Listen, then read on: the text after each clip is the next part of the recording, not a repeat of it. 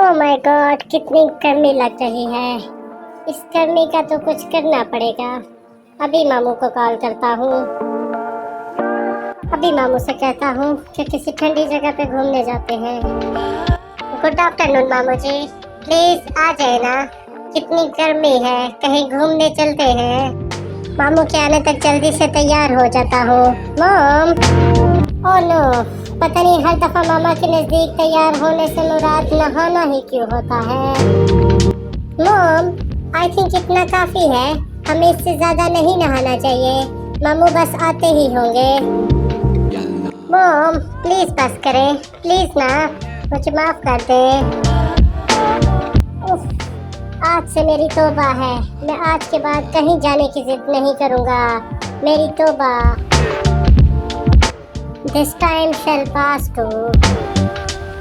ओह शुक्र है, नहाने वाला काम तो खत्म हुआ। अब मैं जल्दी से ये फेवरेट ड्रेस पहनकर तैयार हो जाता हूँ। मामू किसी भी वक्त आते होंगे। ये कपड़े पहनने वाला काम तो कितना मुश्किल है वाकई में। डैड, आप बस जल्दी से बैग पैक कर दें ताकि हमारी तैयारी जल्दी पूरी हो जाए।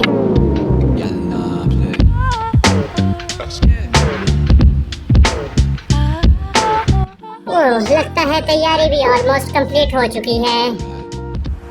ओह वाह, मामू जी तो आ चुके हैं। वाह, हुर्रे, ये तो इज़ू दीदी और अयाना आपी भी आई है। अब तो बहुत मजा आएगा। मॉम, डैड, प्लीज जल्दी करें, अब मैं मजीद इंतजार नहीं कर सकता। हेलो गाइस, ये तो हम तैयार हैं अपना अगला सफर शुरू करने के लिए। अब हमारी मुलाकात होगी मेरी फेवरेट लोकेशन वाह गार्डन पे। वाह गार्डन, आई एम कमिंग। जी, तो हम पहुंच चुके हैं वाह गार्डन की पार्किंग में, जिसका हाल पहले से भी बेहाल था। और फिर पापा और मामू टिकट हाउस की तरफ जाने लगे ताकि हम सब अंदर जाने के लिए टिकट ले सकें। लेकिन मैंने टिकट होल्डर से कहा कि मैं तो एक यूट्यूब क्रिएटर हूँ, तो मुझसे टिकट मत लीजिएगा। एंड ही टोल्ड मी कि आपका टिकट तो वैसे भी नहीं लगेगा क्योंकि आप तो बहुत छोटे हैं। टिकट अब हमें मिल चुकी थी और अब मुझसे अंदर जाने के लिए इंतजार नहीं हो रहा था क्योंकि मैं इस जगह को एक दफा फिर देखना चाहता था। और यहाँ डैड मुझे दिखा रहे थे कि ये वही पुल है जो लास्ट टाइम मुझे बहुत ज्यादा पसंद आया था। और तब उन्हें पता चला कि मैं तो सो चुका हूँ। और यहाँ पे एंट्री हुई मेरे प्यारी दीदी इज़ू एंड अयाना आपी की। और थैंक गॉड उन्हें भी ये जगह बहुत पसंद आई। तब तक मैं भी जा चुका था और सोचने लगा कि अब आगे हमें क्या करना चाहिए। एंड हियर इज़ू दीदी एंड अयाना आपी were looking extremely happy. And then suddenly Ayana आपी स्टार्ट इंसिस्टिंग कि मुझे तो पूल में नहाना है। एंड आई टोल्ड देम कि हम इस पूल में नहीं नहा सकते क्योंकि यहाँ पे एडमिनिस्ट्रेशन की तरफ से पाबंदी लगाई गई है। सॉरी दीदी, मैं आपके जज्बात समझ सकता हूँ। कुछ देर सोचने के बाद मैं इस नतीजे पे पहुँचा कि हमें अब कहीं और मूव करना चाहिए। और फिर मैंने मामू से बोला कि आए कहीं पीसफुल जगह पे चलते हैं। और फिर हम बैठने के लिए कोई अच्छी सी जगह तलाश करने लगे।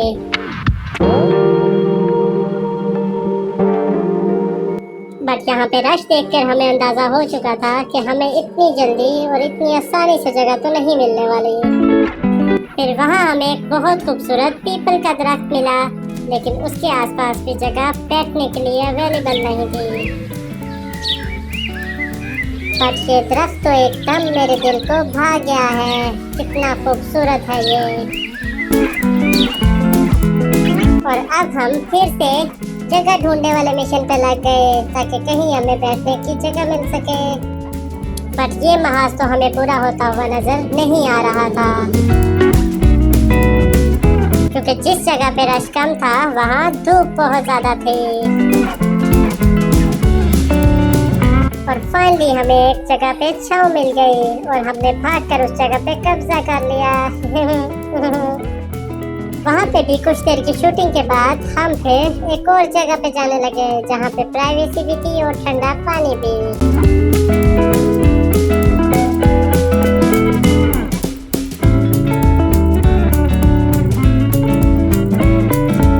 और वहाँ पहुँचते ही सबने अपने जूते उतारे और अपने पाँव पानी में रख दिए। और फाइनली काफी देर इंसिस्ट करने के बाद डैड ने भी अपने शूज उतारे और अपने पाँव पानी में रख दिए। And trust me, Dad was so calming. इस रिलैक्स वर्दी प्रैक्टिस के बाद हमारी तो सारी थकावट दूर हो गई। हुर्रे! वहाँ का पानी ज्यादा ठंडा होने की वजह से मैं तो बहुत जल्द पानी से बाहर आ गया।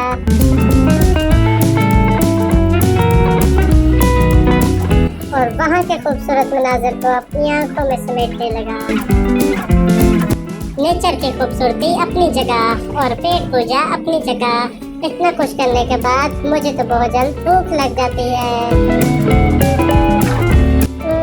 यहाँ तो सब नहा रहे थे और एक मैं था जो कुछ देर बाद लैब्स चेंज कर रहा था।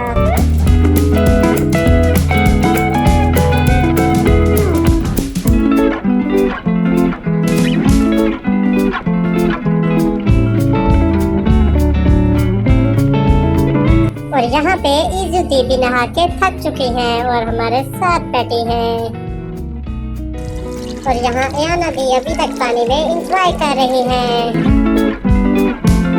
ये सब देखकर मैं भी पीछे कहाँ रह सकता था। मैं भी फिर वहाँ पे एंजॉय करने आ गया।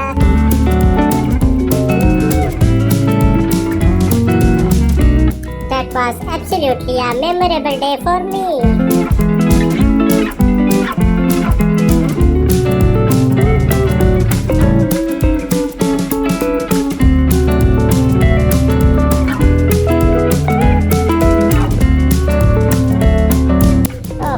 ठंडा पानी देखकर तो फिर से मेरा नहाने को दिल कर रहा है। बट अब वक्त हो गया था कि हम घर की तरफ रवाना हो जाएं। लेकिन अभी भी इतनी खूबसूरत जगह को छोड़ के जाने का मन ही नहीं कर रहा था।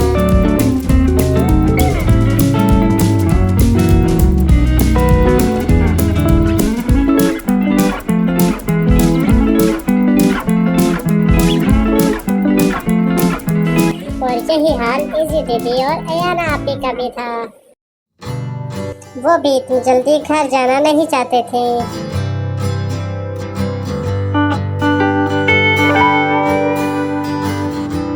इस वजह से डैड ने भी एक दफा फिर से उनके लिए शूटिंग का एहतमाम किया। और फिर हम फाइनली बाग गार्डन को गुड बाय बोलकर घर की तरफ रवाना हो गए।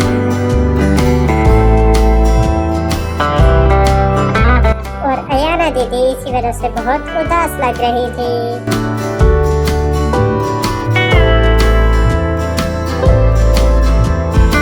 और उन्हें चीयर करने के लिए डैड ने सबको गोला खिलाने का फैसला किया।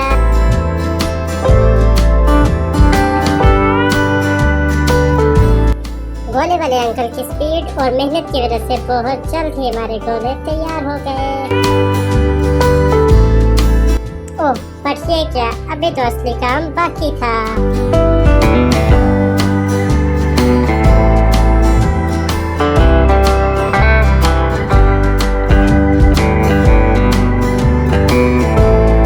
अंकल ने तो उसके ऊपर ढेर सारे मजे के कलर्स भी डाल दिए।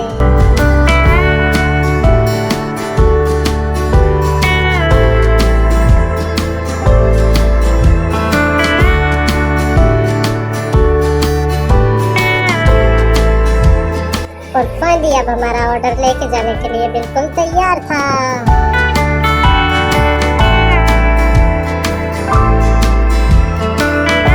यहाँ पे आपी और दीदी बहुत मजे का गोला एंजॉय करते हुए। और ऐसे में मैं पीछे कैसे रह सकता था।